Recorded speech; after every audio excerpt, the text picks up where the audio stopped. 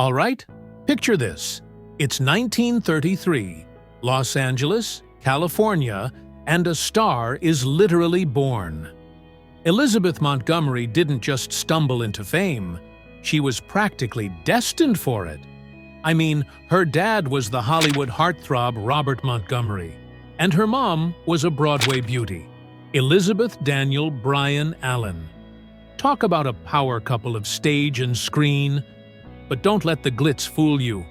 Behind those golden gates was a childhood packed with pressure, tragedy, and some seriously twisted family ties. So, get this, Elizabeth wasn't even the firstborn. She had an older sister, Martha Bryan, who tragically died as a baby. That kind of heartbreak hung heavy in the family, and you just know that shaped Elizabeth in some deep emotional ways. She also had a younger brother, but it's her connection to another infamous woman that really gives this story its spooky twist. Ever heard of Lizzie Borden? Yeah, the axe-murdering legend herself. Turns out Elizabeth Montgomery was her distant cousin, sixth cousins once removed, to be exact. How wild is that? And the craziest part? Elizabeth played Lizzie in a TV movie in the 1970s without even knowing they were blood relatives. Chills, right? Growing up, Elizabeth went to all the bougie schools, Westlake School for Girls, Spence School in New York, and then she dove into the American Academy of Dramatic Arts. She was polished, poised, and prepped for stardom. But even with all that privilege, life wasn't exactly a fairy tale. There were cracks behind that perfect Hollywood smile. She had daddy issues that would haunt her later on, but more on that soon. For now, just know that beneath the glamorous exterior was a girl carrying a legacy, a secret, and a destiny that was anything but ordinary. Chapter 2 of Elizabeth Montgomery's life is where things really start heating up. This is the part where the glitz of Hollywood starts to clash with some seriously complicated family drama. And trust me, if you thought Samantha from Bewitched had a hard time balancing her magical life with suburban normalcy, wait until you hear what Elizabeth was juggling behind the scenes. So grab your favorite drink, get cozy, and let's spill some vintage tea together. So here's the deal. Elizabeth had daddy issues with a capital D. Her father, Robert Montgomery, wasn't just any old actor. He was one of the most respected names in classic Hollywood, but being respected doesn't always mean being warm and fuzzy. Robert was the type of dad who wanted things his way. While he did offer Elizabeth a leg up in the industry, casting her in his series Robert Montgomery Presents, that support came with a truckload of conditions. He wanted her to be a proper lady, stay out of the spotlight, get married, have kids, and keep Hollywood at arm's length. But Elizabeth? Oh no, she had other plans, and they didn't involve being anyone's Stepford wife. Their relationship was emotionally distant and politically tense. He was conservative, she leaned more progressive. They butted heads, and honestly, it seemed like she spent most of her early career trying to earn his approval, and failing spectacularly. She even married her first husband, Frederick Hamann, partly because he was the kind of guy her dad would like. Wealthy, traditional, totally old school. But surprise, surprise, it didn't last. Less than a year in, she was out. Turns out, being a trophy wife wasn't exactly Elizabeth's dream role. Then came Gig Young.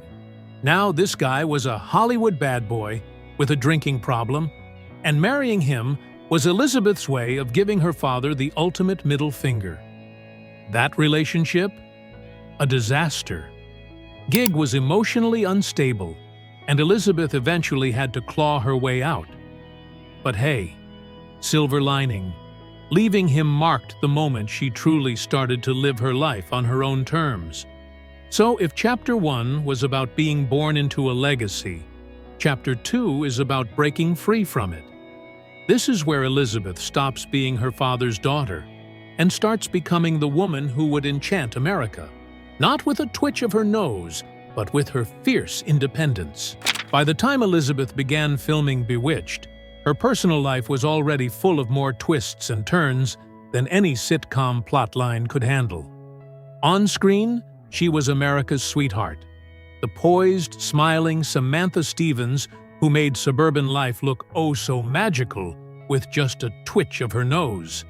But off-screen, let's just say things were a whole lot messier. The irony is almost poetic. While Elizabeth was charming the nation as the perfect wife and mother, her own love life was unraveling in ways that would have left even the show's most dramatic scriptwriters raising an eyebrow. Enter Bill Asher. Now, if you're imagining some mysterious Hollywood hunk sweeping Elizabeth off her feet, you're only half right. Bill wasn't a leading man. He was the producer of Bewitched, and yes, the same guy who helped land her the role that would define her career. Their chemistry sparked behind the scenes, and before long, Elizabeth went from starring in his show to starring in his life. The two got married, and for a while it looked like she had finally found her match.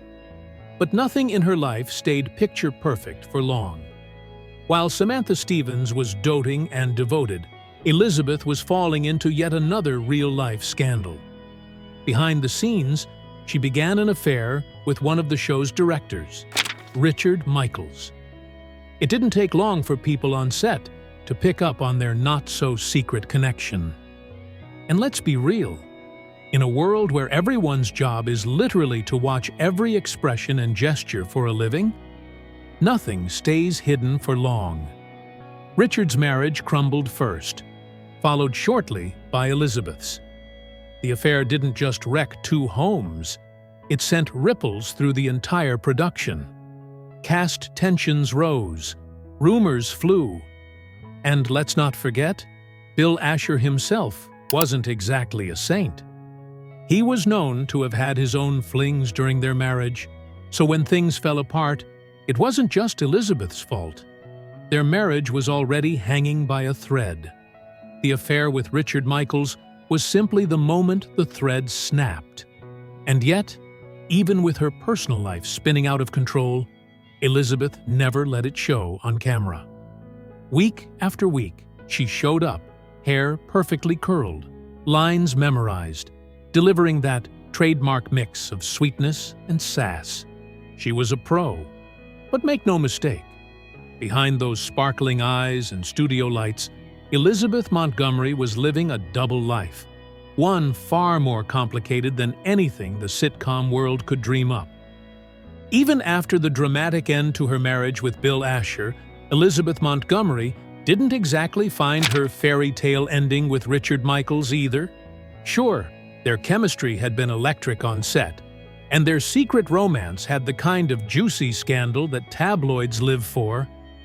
But once the bright lights of Bewitched faded and real life took center stage, that spark, well, it didn't quite light up the way everyone expected.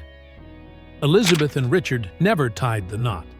In fact, after the show wrapped and both of their marriages had officially imploded, their relationship slowly fizzled out. It was one of those classic Hollywood flings, hot and heavy in the moment, but not built to last.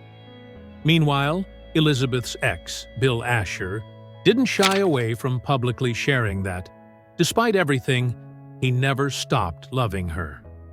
In interviews years later, he admitted that he still carried a torch for her and regretted how things turned out. Talk about emotional whiplash. While the tabloids had a field day dissecting her love life, Elizabeth was quietly trying to navigate life post-Bewitched.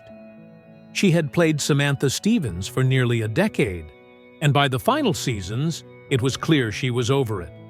She was tired of playing the same character, tired of the recycled plot lines, and honestly, a little tired of the whole TV wife image. So, she did something bold. She turned down an offer from ABC to continue the show, even though they were willing to throw serious money at her. And here's the kicker. She still got paid long after the show ended because she owned a percentage of the syndication rights. That's right, our girl was cashing checks for years, making millions without lifting a finger. Smart and magical? Samantha would have approved. She also made a quiet but powerful feminist statement on set during those later seasons. In an era when TV standards were still super conservative, Elizabeth stopped wearing a bra during filming. It wasn't just about comfort, it was a subtle rebellion, a way to take control of her image in a world that expected women to play nice and smile pretty.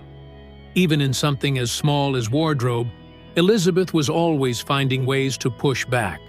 So while her personal life was far from the dreamy suburban bliss she portrayed on screen, Elizabeth was steadily reclaiming her identity, one quiet act of defiance at a time.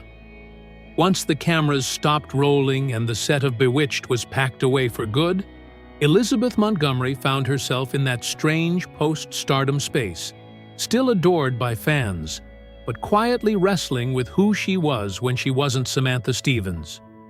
Her love life, by this point, read more like a tabloid saga than a romance novel. And yet, through all the heartbreaks and headline-worthy scandals, Elizabeth never stopped looking for something real. She had always been magnetic.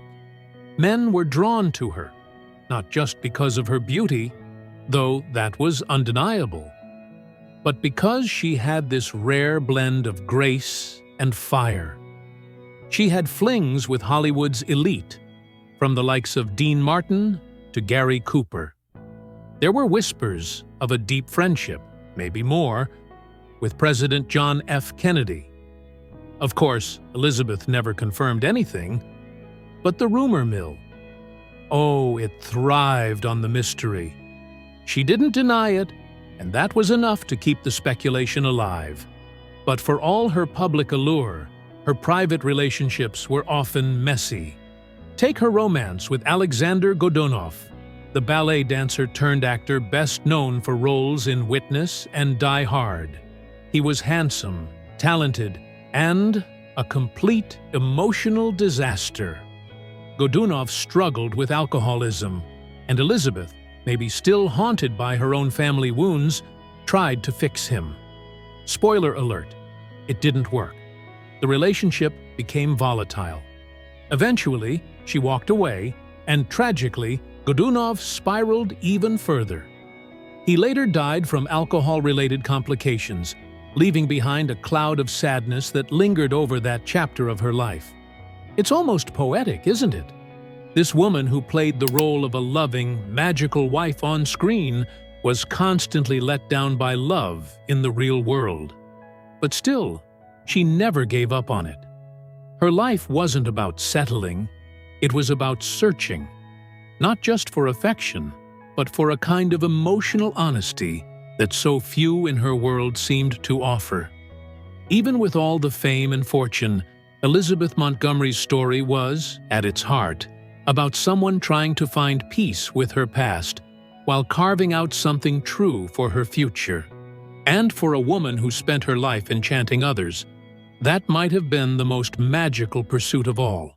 For all the time Elizabeth Montgomery spent lighting up the screen as the doting TV mom, her real-life experience with motherhood was complicated. She had 3 children, and while she loved them deeply, being a mother never seemed to come wrapped in the picture-perfect bow that fans imagined. There were rumors, some whispered, some shouted, that she didn't exactly enjoy having her children around her father, Robert Montgomery. And when you dig into their chilly, emotionally distant relationship, it makes sense. She didn't want that cold energy passed down another generation. She wasn't about to repeat that cycle. By the time Bewitched entered its later seasons, Elizabeth was done playing by the rules. Literally, she started making subtle but powerful choices on set, like not wearing a bra. Now, this might not seem like a big deal today, but back in the late 1960s and early 1970s, that was major. It was her quiet rebellion against the restrictive image she'd been boxed into. And honestly, it worked. The network didn't dare challenge her. Samantha Stevens may have been a witch, but Elizabeth Montgomery? She was a woman taking back her power. And here's the genius part. When ABC offered her a boatload of cash to keep the show going after season 8, she said no. She was tired of smiling on cue and zapping the same old problems away with nose twitches. She wanted depth, she wanted change, and most importantly, she wanted out. But don't feel too bad for her bank account. Elizabeth owned 20% of the show's revenue, which meant that once Bewitched went into syndication, she was pulling in millions. Now that's real magic. Her feminist influence didn't end with wardrobe choices or business moves. The way Bewitched portrayed strong, powerful women, Samantha, Serena, Endora, and even little Tabitha, was revolutionary for its time. These weren't damsels or background characters. These were women who owned their stories, their powers, and their identities. Elizabeth helped shape that. She didn't just perform feminism, she lived it, on screen and off.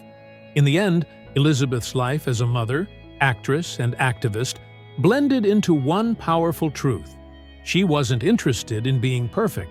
She wanted to be real, and she wanted her daughters, both biological and fictional, to grow up knowing they never had to shrink themselves for anyone.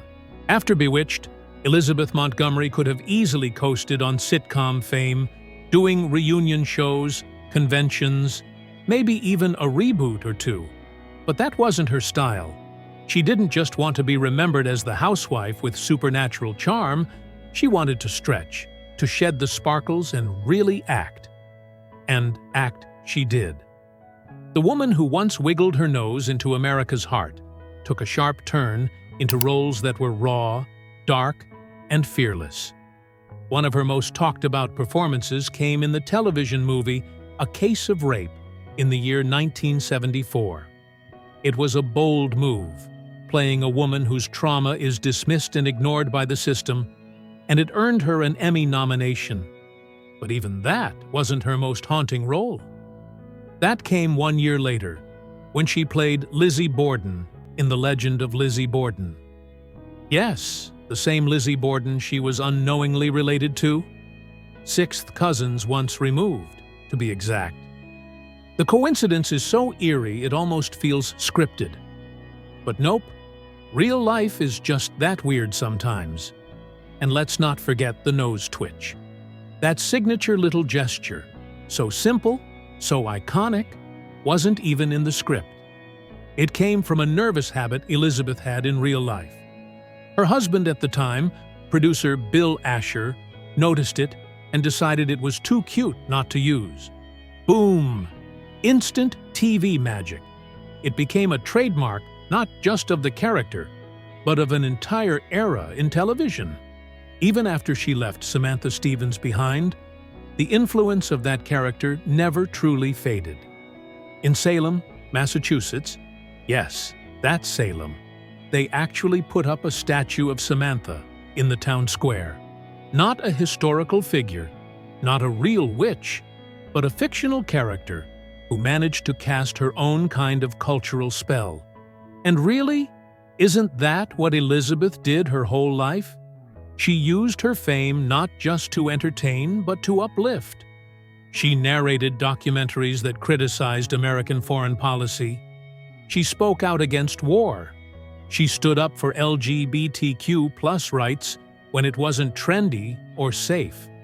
In 1992, she and her Bewitched co-star Dick Sargent proudly marched as Grand Marshals in the Los Angeles Gay Pride Parade. Elizabeth didn't just play strong women, she was one. As her career moved forward, her roles became bolder, and so did she. She knew the world expected her to stay in a box labeled cute witch, but Elizabeth Montgomery was far too powerful to ever stay boxed in. In the final years of her life, Elizabeth Montgomery quietly stepped back from the spotlight, choosing a slower, more intentional pace, far removed from the whirlwind of primetime fame. She was no longer chasing roles, headlines, or anyone's approval. What she wanted now was peace. And, for the first time in a long time, she seemed to find it. Her personal life had finally found some calm, too. After all the whirlwind romances and failed marriages, Elizabeth married actor Robert Foxworth in the early 1990s. They had been together for nearly 2 decades before tying the knot, and by all accounts, it was the healthiest relationship of her life. There were no tabloid scandals, no dramatic breakups, just 2 people who genuinely cared for each other, living quietly in their Beverly Hills home. It wasn't flashy, but it was real. And for someone like Elizabeth, who had spent so much of her life in front of the camera, pretending to have the perfect life, this grounded, off-screen happiness was everything. But then, in the spring of 1995, the quiet was shattered. Elizabeth started feeling ill, just vague flu-like symptoms at first. Nothing alarming. She even pushed through the discomfort to finish filming a television movie called Deadline for Murder. But within weeks, doctors discovered the real cause: colon cancer. And it had already spread to her liver. The prognosis wasn't just grim. It was final. A month later, a memorial was held at the Cannon Theater in Beverly Hills. It wasn't some star-studded spectacle, but an intimate, emotional celebration of a woman who had touched so many lives, on screen and off. Her husband read sympathy letters from fans. Her family spoke. Her friends remembered a woman who had been so much more than a TV witch. And maybe that's the most beautiful part. Elizabeth Montgomery didn't need to wave a wand or twitch her nose to leave a legacy. She did it simply by living, flawed, fierce, and fully herself. Long after Elizabeth Montgomery's final bow, whispers of her life continued to echo, not just through reruns of Bewitched, but through the physical spaces she once called home. One house in particular, tucked away in Agoura Hills, California, became the center of fascination. Fans, collectors, and curious onlookers were drawn to it like moths to a vintage, witchy flame. This wasn't just any house. It was a reflection of the woman behind the magic. And even though Elizabeth was no longer around, the house still seemed to hold traces of her spirit. The property itself was pure Hollywood charm. A sprawling 4-bedroom, 2-bath oasis nestled on just over half an acre of land, with views of the Santa Monica Mountains and Malibu Lake. It had elegance without being over the top, just like Elizabeth. The great room, supported by regal white columns, had that warm, lived-in luxury. There was even a pool table tucked in, because, of course, the woman who broke television norms wasn't going to have a boring living room. And then there was the master suite, peaceful, private, complete with a meditation balcony, because even icons need their Zen moments. But the real magic, that came outside. The patio had a Moroccan-inspired lounge space, an entertainer's bar, 2 cozy cabanas, and, yes, a spa grotto with a waterfall. It wasn't just a house. It was a sanctuary, a retreat, a place that said, "I've worked hard, I've lived fully, and now I rest in style." After her death, the house was listed for just over $1.2 million, though at one point it had been priced much higher. The real estate market may have fluctuated, but the historical value of the home, that only grew. Because this wasn't just a house with fancy features, it was a piece of Elizabeth Montgomery's legacy. It was where she laughed, loved, and lived away from the cameras. At the time of her passing in 1995, Elizabeth's net worth was estimated to be around $20 million. That fortune didn't come just from her weekly paychecks on Bewitched. Thanks to her savvy ownership of syndication rights, she earned millions even after the show ended. She had the business mind to match her talent. Proof that Elizabeth was never just playing a smart woman on screen. She was one. And so, her Agora Hills home stands as more than just real estate. It's a quiet monument to a woman who refused to be defined by fame, who fought for authenticity in a world obsessed with illusion. It's where the enchantment of Elizabeth Montgomery lingers, even after the final credits rolled.